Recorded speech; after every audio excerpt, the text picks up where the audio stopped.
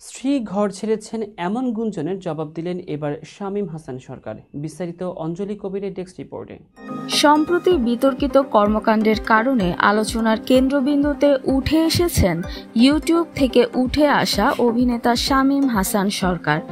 সামাজিক মাধ্যমে গুঞ্জন উঠেছে একাধিক অভিযোগের জেরে তার স্ত্রী আফসানা আক্তার অভিমান করে প্যারেন্টাল হোমে ফিরে গেছেন। এই গুঞ্জন ছড়ায় যখন একাধিক নারী সহকর্মীর সঙ্গে খারাপ ব্যবহারের অভিযোগ এবং ধর্ষণের হুমকির অভিযোগ ঘিরে সোশ্যাল মিডিয়ায় সমালোচনার ঝড় ওঠে। তবে এই গুঞ্জন দ্রুতই নাকচ করেছেন শামীম।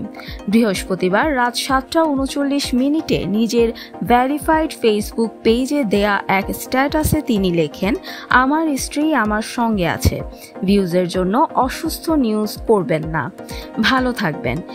বিয়ের পর মিডিয়া থেকে প্রাপ্য বিয়ের উপহার পেয়ে আমরা অনেক আনন্দিত, নিশ্চয়ই আল্লাহ সব জানেন, সব দেখেন।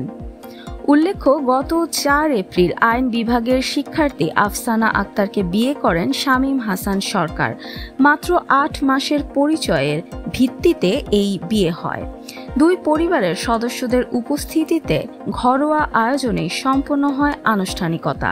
এই গুঞ্জনের আগেই শামীমের বিরুদ্ধে অভিনেত্রী প্রিয়াঙ্কা প্রিয়া মারধর, গালিগালাজ এবং ধর্ষণের হুমকির মতো গুরুতর অভিযোগ আনেন। তিনি অভিযোগ করেন শুটিং সেটে মাদকও সেবন করতেন শামীম। এসব অভিযোগের জবাব দিতে সম্প্রতি সংবাদ সম্মেলন করে শামীম দাবি করেন সব অভিযোগ ভিত্তিহীন এবং উদ্দেশ্য প্রণোদিত। সংবাদ সম্মেলনে প্রিয়াঙ্কার অভিযোগের জবাব দেওয়ার পাশাপাশি শামীম আরেক অভিনেত্রী অহনা রহমানের সঙ্গে পুরনো সম্পর্ক নিয়েও কথা বলেন। তিনি জানান, অহনা যাকে জানোয়ার বলে গালমন্দ করেছেন সেই প্রাক্তন তিনি নন, বরং ওই ব্যক্তি হচ্ছে বরবাদ সিনেমার পরিচালক মেহেদী হাসান হৃদয়।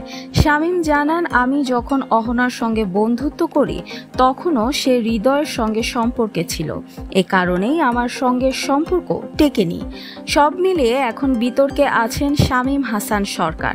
একের পর এক অভিযোগ, গুঞ্জন ও ব্যাখ্যার মাঝে তার অবস্থান নিয়ে প্রশ্ন তুলছেন অনেকেই।